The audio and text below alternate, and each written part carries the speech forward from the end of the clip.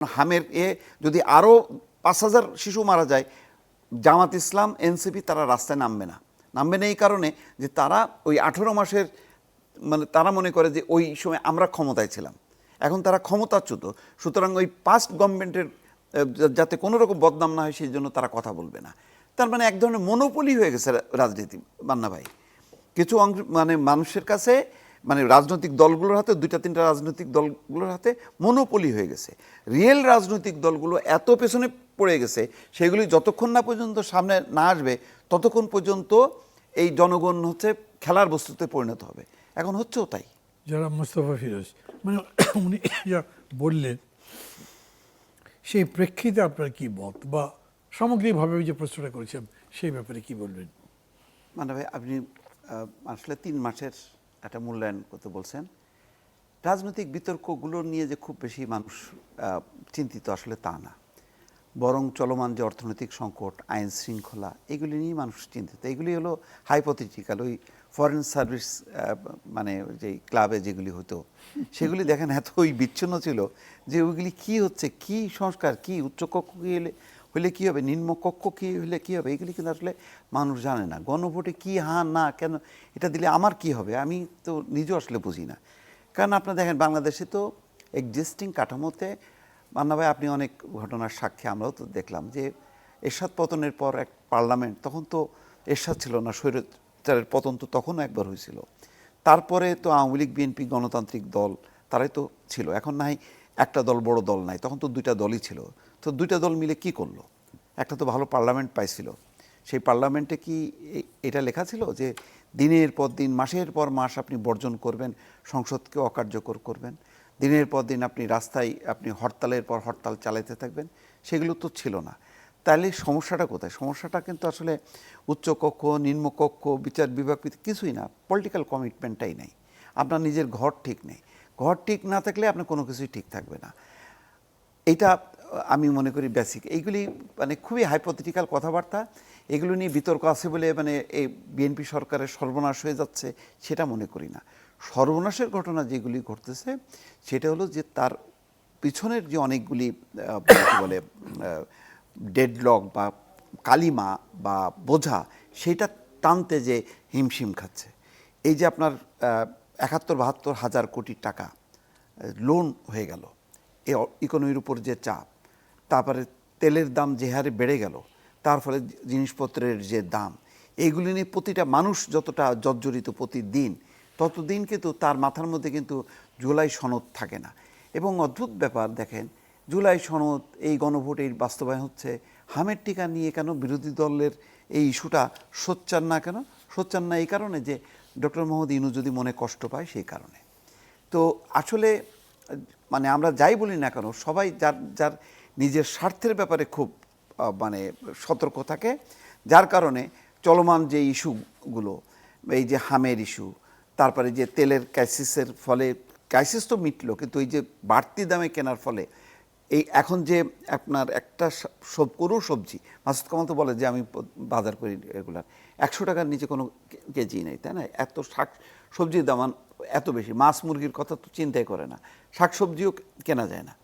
এই পরিস্থিতিটা খুব চ্যালেঞ্জ। আইন শৃঙ্খলা, আপনি ইকোনমি যত খারাপ অবস্থা হবে, আইন চুরি ডাকাতি রাহাজে নিয়ে আপনি কি তালিকা করবেন, কি চাঁদাবাজি নিয়ে করবেন, এটা তো বাড়তেই থাকবে। কারণ ওটার ইম্প্যাক্টে প্রচুর মানুষ যখনই ক্ষুধার্ত থাকবে, সে যখনই কি তার প্রয়োজনটা মেটাইতে পারবে না, তখন তো সে রাস্তায় নামবে।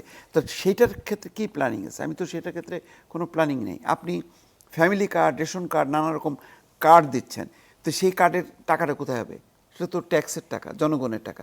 তো সেই টাকাই তো আপনার হাতে নাই, তাহলে আপনি এর মানে আওতাটা বাড়াবেন কিভাবে? বাড়াতে পারছে না তো। এখন কি সরকার কি চাইলে এই বাজেটে বলতে পারবে ফ্যামিলি কার্ড যত আছে আমি মানে কি বলে 5 কোটি? তা তো না। ওই যে এত লাখ, 74 লাখ, 50 লাখ এইভাবে বাড়াচ্ছে। ফ্যামিলি কার্ডের বলছে 3.5 কোটি।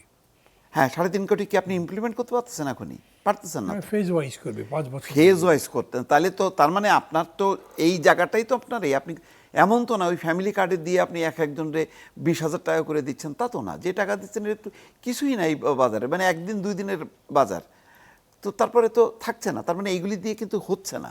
মূল মূল মূল কথা হচ্ছে যে সংকটটা হচ্ছে, আমি মনে করি যে এই সরকারের হানিমুন পিরিয়ড কিন্তু আসলে ইনফ্যাক্ট শেষ হয়ে গেছে। সরকার বিরোধী দল এইরকম বিরোধী দল কখনো পাবে না, কারণ এটা তো নামকে বাস্তব বিরোধী দল। জামাত ইসলাম কখনো মূল বিরোধী দলে পরিণত হবে না এই কারণে। মান্না ভাই, আপনি জানেন যে সে সবসময় আতঙ্কে ভোগে যে আমি বেশি বিরোধিতা করতে গেলে বিএনপি না আওয়ামী লীগের নিষেধাজ্ঞা তুলে আবার ভিতরে ঢুকায় আনে। তো সুতরাং আমরা মিলেমিশে ওই বিরোধিতা করতে করতে আস্তে আস্তে, কারণ তাদের তো ধরেন একটা অভ্যাস আছে, তাদের একটা অংশ বাইরে থাকে ফেস দেখায়, আর একটা অংশ ভেতরে থাকে। তো ভিতরে ভিতরে সংগঠিত হয়ে তারা মনে করবে আচ্ছা ঠিক আছে, আমি 2035 সালে যে ক্ষমতায় আসবো।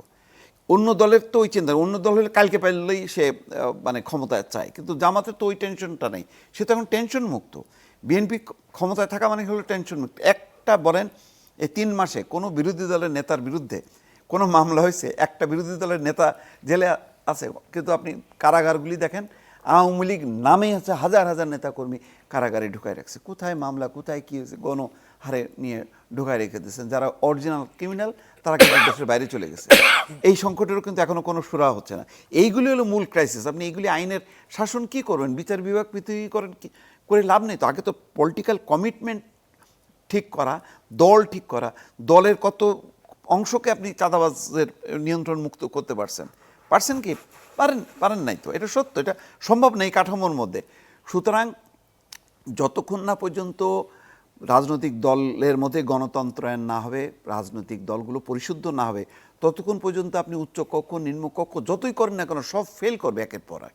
এবং এটা বোঝা বাড়াবে। আপনি 300 এমপির উপরে আরও 100 এমপি দেবেন, এটা আরও চাপ বাড়বে, কিন্তু কাজের কাজ কিন্তু কিচ্ছু হবে না। যেই লাউ সেই কদু। আপনি দেখেন কত বুদ্ধিজীবী সুশীল সমাজ ছিল আওয়ামী লীগ আমলে 15টা বছরে, তারা কি হয়েছে? একটা অংশ চুপ মেরে গেছে যারা খুব বেশি বিবেকমান, আর অন্যরা হয়েছে দোসরে পরিণত হয়েছে।